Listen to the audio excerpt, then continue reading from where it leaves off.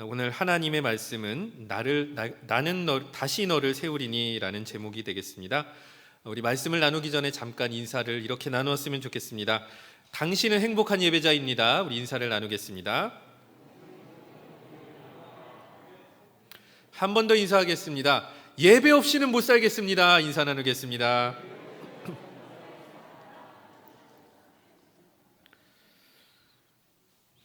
다시 너를 세우리니, 요 7글자를 8글자, 이 8글자를요 유식하게 2글자로 줄여서 말하면 재건이라고 합니다. 들어보셨을 단어라고 생각이 되는데요, 이 재건이라고 하는 단어 한자어로 두 번째 세울 건자가 되겠고요, 조금 더 유식하게 영어로 바꾸어 보면 rebuild, reconstruct 이런 뜻이 있습니다. 의미는 이것입니다. 허물어진 건물이나 조직을 다시 일으켜 세우다, 이것이 재건의 의미가 되겠습니다. 그러면 우리가 재건이라고 하는 것을 어떤 어려움 없이 다 해낼 수 있느냐라고 하면 그건 아닌 것 같습니다. 세상의 여러 가지 일 중에서는요, 무너지거나 잘 안 될 때가 있을 때, 재건하게 됐을 때 재건하는 것이 생각보다 수월하게 진행되는 경우도 있고, 재건하는 것이 불가능에 가까울 정도로 어려운 일도 있다라고 하는 것입니다. 한 가지 예를 들어 보겠습니다. 폐허가 된 지역을 재건하는 것은 어렵겠습니까? 쉽겠습니까? 생각해 보면 되게 불가능할 거라고 여겨지는데요, 사실 이제 대한민국의 역사를 보면 곧 재건의 역사다라고 할 수가 있겠습니다. 그래서 1988년도 올림픽 때 많은 외신 기자들이 이 서울을 방문해가지고 변화된 서울의 모습을 보면서 무엇이라고 얘기했냐면 한강의 기적이다. 여러분들 많이 들어보셨을 것 같습니다. 그러니까 전쟁으로 완전히 폐허가 된 도시가 수십 년 만에 이런 어떤 모든 건물들도 재건되고 시민들의 삶도 양질의 삶으로 변화되는 모습들에 찬사를 보냈던 것이죠. 또 한 가지 예를 들어보겠습니다. 여러분들 이런저런 이유로 신체 조직이 완전히 이렇게 상하거나 없어지신 분들이 있죠. 신체 조직을 재건하는 일을 생각해 보면 불가능하다라고 여길 수도 있는데요, 이 사고나 질병이나 장애로 신체를 일부를 잃은 사람들이 성형술을 받는 경우가 있는데 소위 재건 성형이라고 얘기를 합니다. 근데 최근에 보면은요, 의료 영상, 그 다음에 3D 프린팅 기술이 굉장히 급속도로 발전이 되면서 이 신체 조직이 진짜 인공 조직임에도 실제 신체 조직하고 연결시킬 수 있는 그런 의학 기술이 상당한 수준으로 발전이 됐다고 합니다. 실제로 강현욱 울산과학기술원 교수팀이 있는데 미국 재생의학연구소랑 협동으로 연구해서 어떤 논문을 발표했느냐, 실제 크기의 귀, 뼈, 근육들을 인공 조직을 만들어서요 쥐의 몸에 이식하는 데 성공했다라고 하는 것을 과학 잡지에 발표한 적이 있었다라고 합니다.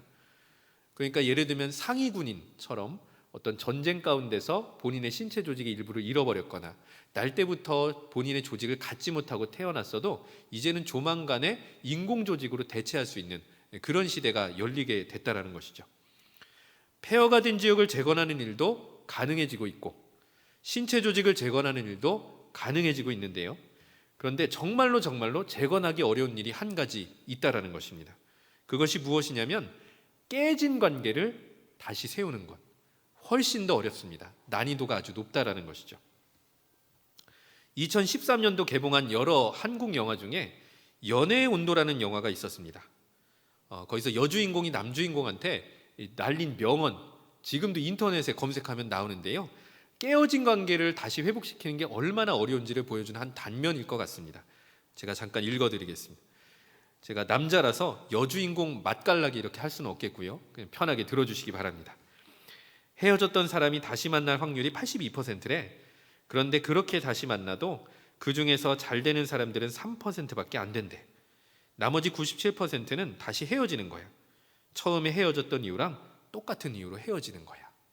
이런 대사가 있었다라고 하죠.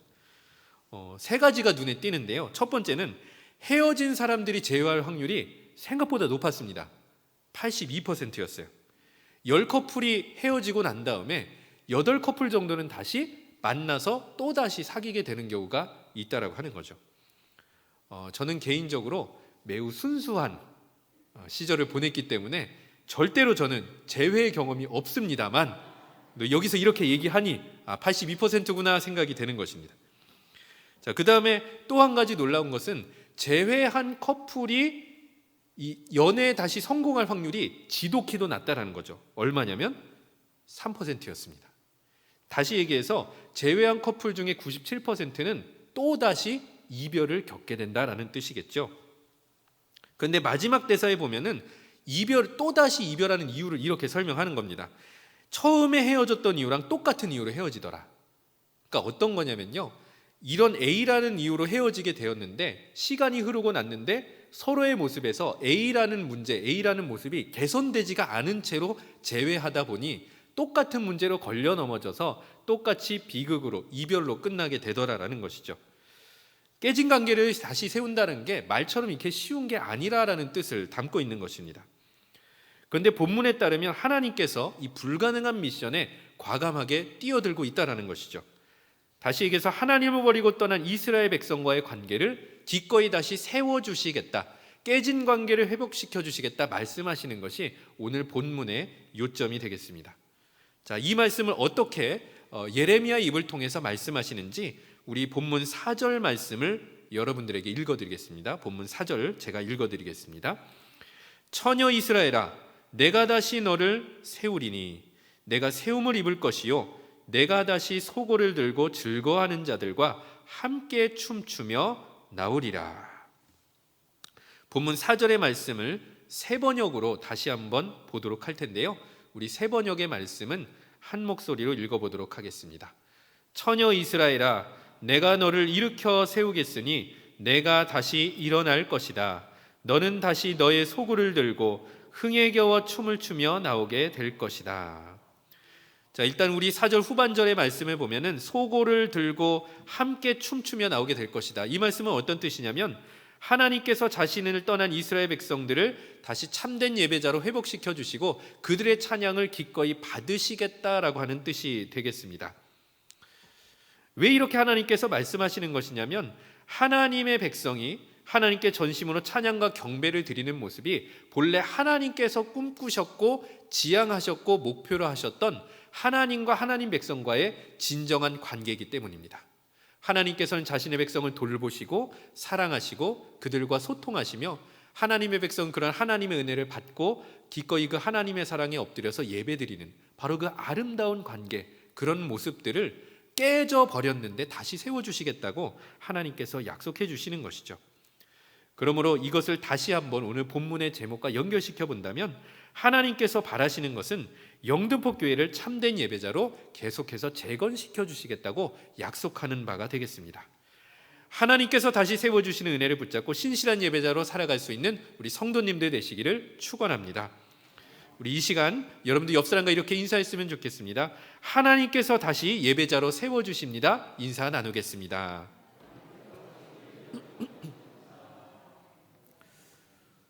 자, 이어서 우리가 이 말씀을 계속 묵상해 보도록 하겠습니다. 도시를 재건하기 위해서는 기술자가 필요하고 돈이 필요합니다. 인체 조직을 재건하기 위해서는 탁월한 의술과 기술이 뒷받침되어야 됩니다. 그렇다면 깨어진 관계를 다시 세우기 위해서는 무엇이 필요할까? 오늘 하나님께서 본문을 통해서 두 가지 하실 일을 말씀하시고 계십니다. 첫 번째로 하나님께서는 실패한 우리를 여전히 자신의 백성으로 인정해 주시겠다고 그 깨어진 관계를 회복시켜 주시겠다고 약속을 하시는데요, 바로 그 내용이 본문 1절의 말씀이 되겠습니다. 우리 본문 1절의 말씀을 한 목소리로 읽어보겠습니다. 여호와의 말씀이니라. 그때에 내가 이스라엘 모든 종족의 하나님이 되고 그들은 내 백성이 되리라.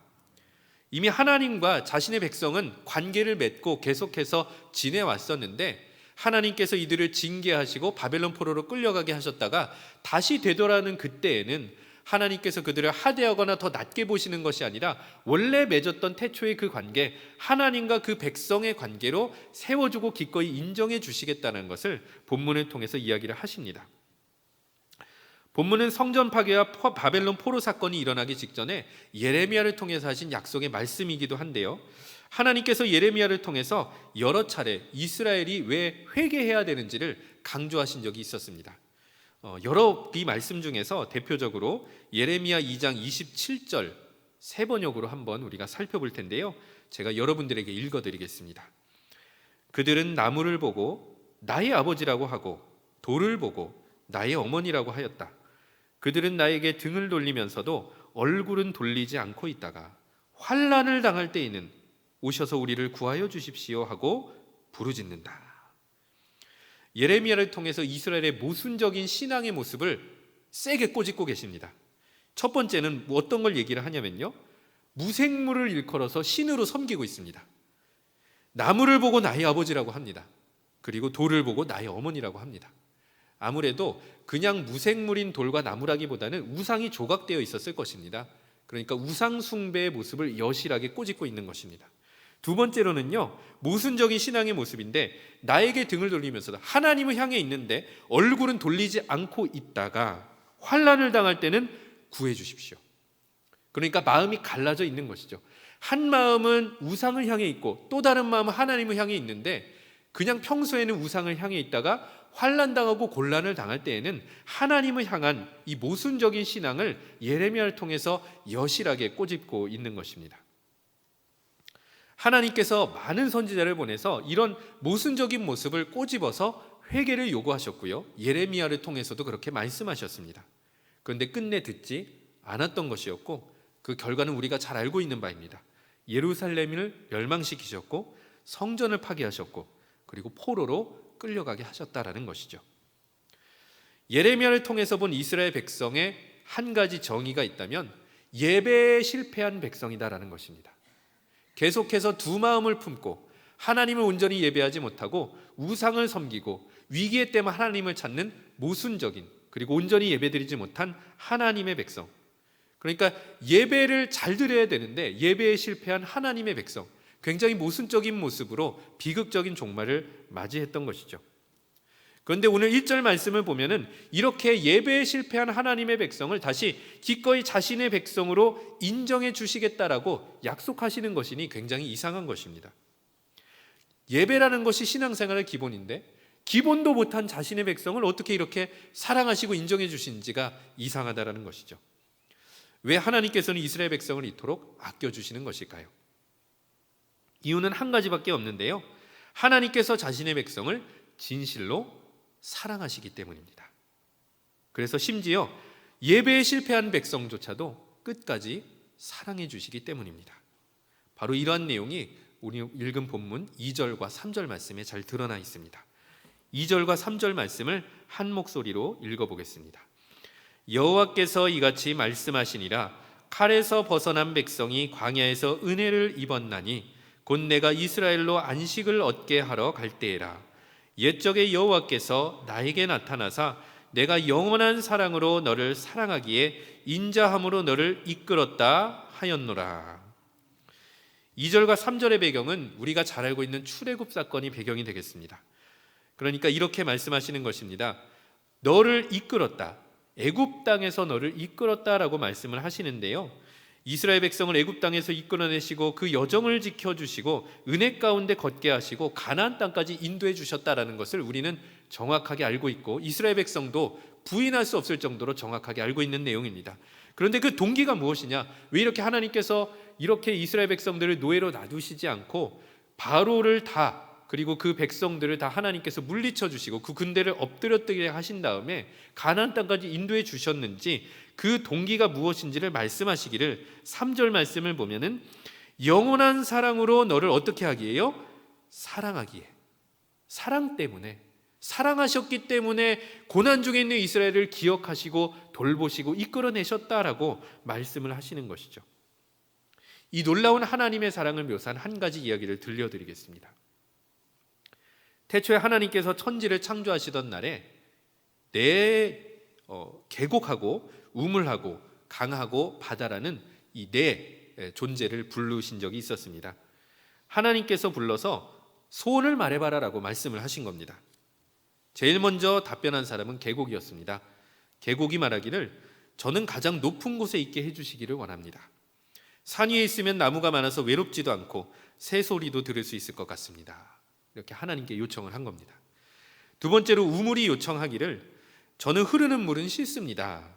누군가로부터 물을 받기보다 제 안에 가득 차 있는 물을 필요한 사람들에게 나누어 주고 싶습니다라고 소원을 말하였습니다. 셋째로 강이 소원을 아뢰기를 저는 아주 넓게 만들어 주시기를 원합니다. 다리를 건설하지 않고는 건너지 못할 정도가 되어서 모든 사람이 저의 위대함을 알아챘으면 좋겠습니다. 이렇게 얘기를 한 것입니다.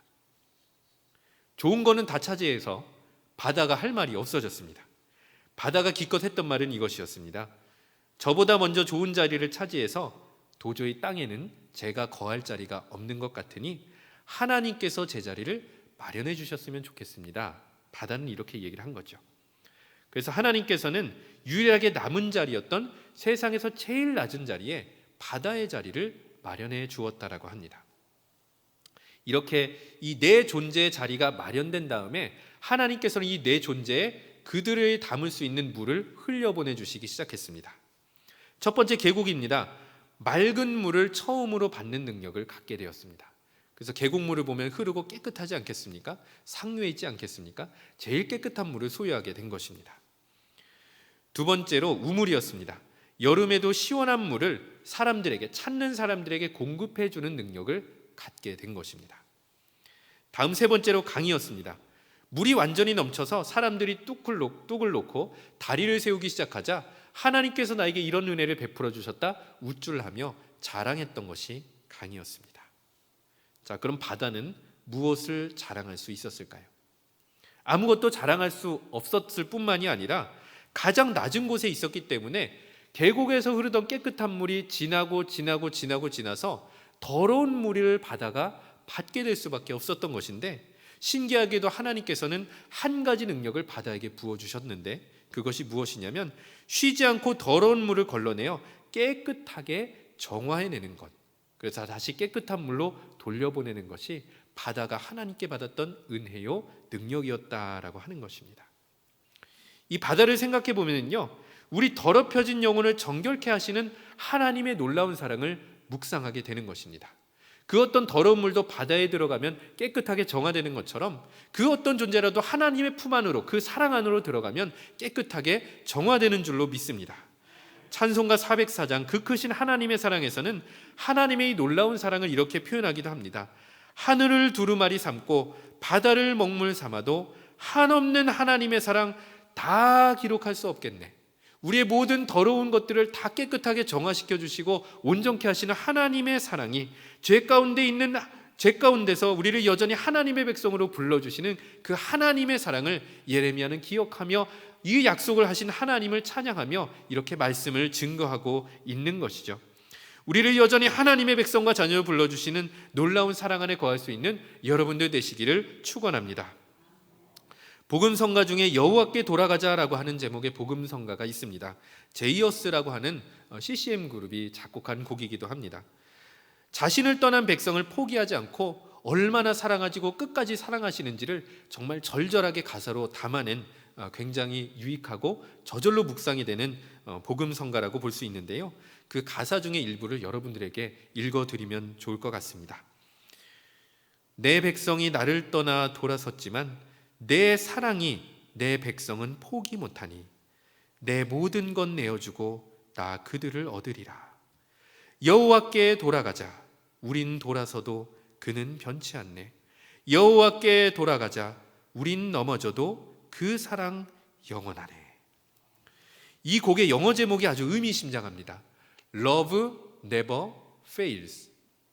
하나님의 사랑, 그 사랑은 결코 실패하지 않는다라고 하는 것이죠. 끝까지 죄된 백성들, 돌아선 백성들을 끝까지 자신의 품으로 돌이켜 주셔서 그들을 하나님의 백성, 하나님의 자녀로 다시 기꺼이 받아주시고 인정해 주시는 그 영원한 사랑을 이 가사가 적절하게 표현하고 있는 것이죠. 하나님의 사랑, 우리가 돌아서도 하나님의 사랑은 변하지 않는 것이며 우리가 넘어져도 하나님의 사랑은 영원하신 줄로 믿습니다. 그 사랑을 보며 우리가 할 수 있는 유일한 한 가지 방법은 무엇이냐면 여호와께 돌아가서 예배드리는 것밖에 없는 것이죠. 하나님의 그 사랑을 진정으로 고백하며 나아가는 것입니다. 이 찬양의 고백처럼 여호와 하나님께로 돌아가 예배드릴 수 있는 여러분들 되시기를 축원합니다. 우리 옆 사람들과 이렇게 인사했으면 좋겠습니다. 하나님의 사랑 실패하지 않습니다. 우리 서로 인사 나누겠습니다.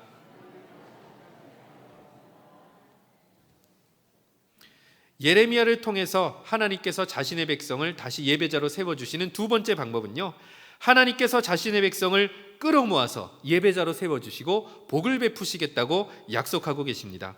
우리 8절부터 10절까지의 말씀, 본문의 말씀을 한 목소리로 읽어보겠습니다. 보라, 나는 그들을 북쪽 땅에서 인도하며 땅 끝에서부터 모으리라. 그들 중에는 맹인과 다리 저는 사람과 잉태한 여인과 해산하는 여인이 함께 있으며 큰 무리를 이루어 이곳으로 돌아오리라. 그들이 울며 돌아오리니 나의 인도함을 받고 간구할 때에 내가 그들을 넘어지지 아니하고 물 있는 계곡의 곧은 길로 가게 하리라. 나는 이스라엘의 아버지요 에브라임은 나의 장자니라. 이방들이여, 너희는 여호와의 말씀을 듣고 먼 섬에 전파하여 이르기를, 이스라엘을 흩으신 자가 그를 모으시고 목자가 그 양떼에게 행한 길이 그를 지키리로다. 오늘 본문 10절의 말씀에 따르면 하나님께서 이방인들을 통해서 자신의 백성에게 기쁜 소식을 증거하기를, 이스라엘을 흩으신 자가 그를 모으시고 지켜주시겠다라고 이렇게 약속을 하시는 것입니다. 그러니까 하나님은 두 가지를 행하신 것입니다. 먼저는 그들의 죄악 가운데 징계를 주시고 흩어지게 하셨는데, 하지만 그것이 끝이 아니라 다시 모으시겠다, 그리고 그들이 귀환하는 그 길을 지켜주시겠다라고 약속을 하시는 것이죠. 다시 얘기해서 바벨론 땅으로 흩으신 것도 하나님이시지만 흩어진 백성들을 다시 모아가지고 인도해 주셔서 시온 예루살렘으로 돌아와 예배하게 하시는 분도 하나님의 역사다라고 말씀을 하시는데요, 이 과정을 9절 공동 번역이 정말로 아름답게 번역하고 있습니다. 9절 공동 번역의 말씀을 여러분들에게 읽어드리겠습니다. 그들은 울면서 떠나간 길을 위로받으며 돌아오리라. 넘어지는 사람 하나 없도록 탄탄대로로 해서 시냇 물가로 인도하리라. 자, 왜 울면서 떠나갔을까요? 징계받으며 떠난 길이었기 때문이지요. 하나님을 온전히 예배하지 못하고 회개하라는 그 부르심에 순종하지 못하여서 그 시간을 계속해서 허비하며 보내다가 결국 끝까지 마지막 경고의 예레미야의 마지막 경고조차도 듣지 않고 결국에는 징계받고 성전은 무너지고 포로로 붙잡혀 울며 갈 수밖에 없었던 것인데요, 울면서 떠났던 그 길 그대로 돌아올 때는 울면서 돌아오는 것이 아니라 위로받으면서 하나님의 위로 가운데 돌아오게 될 것이다. 그리고 하나님께서 그 길을 지켜주실 것인데, 무엇이라고 얘기를 하냐면 넘어지는 사람 없이 탄탄대로로, 넘어지는 사람 없이, 실족하는 사람 없이 하나님께서 그렇게 울며 갔던 그 길을 되돌아오게 해주시겠다라고 사랑 안으로 품어주며 돌아오겠다고 약속해 주시는 것이죠. 우리 인생을 잠시 떠올려 볼까요? 우리도 울면서 길을 떠날 때가 있습니다. 그리고 울면서 인생을 살아갈 때가 있습니다. 도저히 극복할 수 없는 장벽에 막혀서 울면서 이 일도 해보고 저 일도 해보고 좌절하고 낭망하며 살아갈 때가 있는 것입니다. 그런데 그렇게 인생길을 걷다가 하나님께 다시 돌아오는 그 길은 하나님께서 참으로 신기하게 품어주시고 안아주시고 위로 가운데 걷게 하신다라는 것이죠. 울면서 길을 걷다가도 하나님을 향해 나아갈 때는, 예배를 향해 나아갈 때는, 성전으로 나아갈 때는 하나님께서 넘어지는 사람 하나 없이 지켜주시는 줄로 믿습니다. 이렇게 탄탄대로를 걸어갈 수 있도록 하나님께서 지켜주신다, 우리에게 약속을 해주시는 것이죠. 코로나 상황 속에서 가장 많은 어려움을 겪고 있었던 사역, 지금도 마찬가지지만 예배일 것입니다.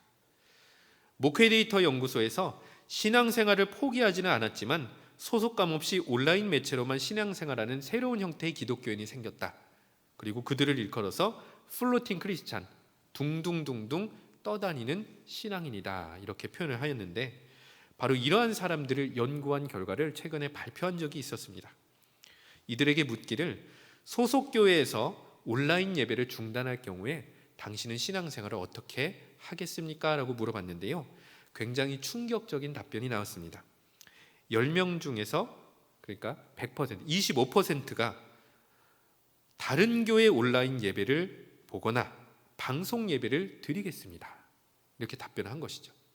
본인이 등록한 교회가 있음에도 불구하고 온라인 예배라는 것이 중단이 된다면 차라리 나는 다른 교회 다른 목사님 설교를 듣겠다, 이렇게 답변을 하게 된 것입니다. 아마도 이런 경우라면 성전 예배를 대신하는 방법으로 온라인 예배를 선택한 것일 것이고요, 소속교회 목사님 설교를 대체할 용도로 유명한 목사님의 설교 영상을 보는 것이라 봐도 무방할 것 같습니다. 태초에 온라인 예배는 성전 예배를 드리고 싶을 때, 그런데 그 길이 막혔을 때 다시 한번 하나님께 나아갈 수 있는 또 하나의 생명줄로서 거룩한 사역으로 시작이 되었습니다. 그런데 코로나 3년대가 된 지금 어떤 사람에게는 이 온라인 예배가 예배라고 하는 중심과 본질은 잃어버린 채 편리한 장소, 편리한 모습으로 편리하게 예배드릴 수 있는 하나의 수단으로만 전락되어 가고 오용되어 가고도 있는 것 같습니다. 이런 상황에서 안동의 한 교회를 심호하는 목사님이 한국 기독공부에 굉장히 충격적인 칼럼을 올렸다라고 합니다. 제목이 굉장히 충격적입니다. 읽어드리면 이렇습니다. 실시간 온라인 예배를 중단하자라는 것이었습니다. 이 글의 취지를 우리가 참 잘 유념해 볼 필요가 있을 것 같습니다. 시간이 지날수록 온라인 예배의 좋은 점이 계속해서 부각되는 것이 아니라 온라인 예배의 부정적인 면이 계속 부각되고 있는 상황이 지속되고 있다. 도저히 성전에서 예배드릴 수 없는 사람에게는 온라인 예배를 개방해야 되겠지만, 그렇지 않다면, 성전 예배를 충분히 드릴 수 있다면 우리는 다시 한번 성전 예배 회복을 꿈꾸며 나와서 성전 예배를 드려야 되지 않을까라고 하는 취지에서 다소 센 농도의 글을 그리고 칼럼을 올리셨다라고 보입니다. 영등포교회는 잘 아시는 것처럼 다른 여느 교회와 비교할 것은 아니겠지만 어찌되었든 제가 보기에는 성전 예배 회복을 코로나가 시작할 때부터 지금까지 포기하지 않고 끝까지 지켜오려고 했고, 그것을 가지고 기도해왔던 교회라고 생각이 듭니다. 다시 한번 본문으로 돌아오겠습니다. 이스라엘 백성이 포로로 끌려갔을 때 상황이 어떠했을지를 좀 살펴보려고 하는데요, 어쩌면 그들도 일종의 플로팅 크리스천일 수도 있다는 것입니다. 왜냐하면 예루살렘 성전이 파괴되어 버렸기 때문이죠. 예배드릴 성전, 모일 성전이 사라져 버렸기 때문이죠.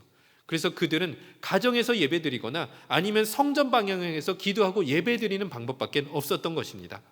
성전이라는 소중한 처소가 사라져서 붕 떠버린 채로 예배를 드릴 수밖에 없었던 것이죠. 그런데 이런 상황에서 하나님께서 이대로 두지 않으시고, 플로팅 크리스천으로 두지 않으시고, 이스라엘 백성을 바벨론 땅에서 다 모아서 귀향을 시켜주시고 성전 예배로 재초대해 주시겠다, 그리고 너희들의 예배를 기꺼이 받으시겠다 약속해주고 계시는 장면을 우리가 보게 되는 것입니다. 그리고 거기서 끝나는 것이 아니라 이전과 같이 성전 예배를 드리는 이 모든 이들에게 복과 은혜를 내려주시겠다라고 약속을 하시는데요, 오늘 마지막으로 읽어본 말씀, 하나님께서 주실 복과 은혜가 무엇인지를 12절부터 14절의 말씀이 구체적으로 묘사하고 있습니다. 이 말씀을 한번 같이 읽어보겠습니다. 그들이 와서 시온의 높은 곳에서 찬송하며 여호와의 복, 곧 곡식과 새 포도주와 기름과 어린 양의 떼와 소의 떼를 얻고 크게 기뻐하리라. 그 심령은 물된 동산 같겠고 다시는 근심이 없으리로다 할지어다.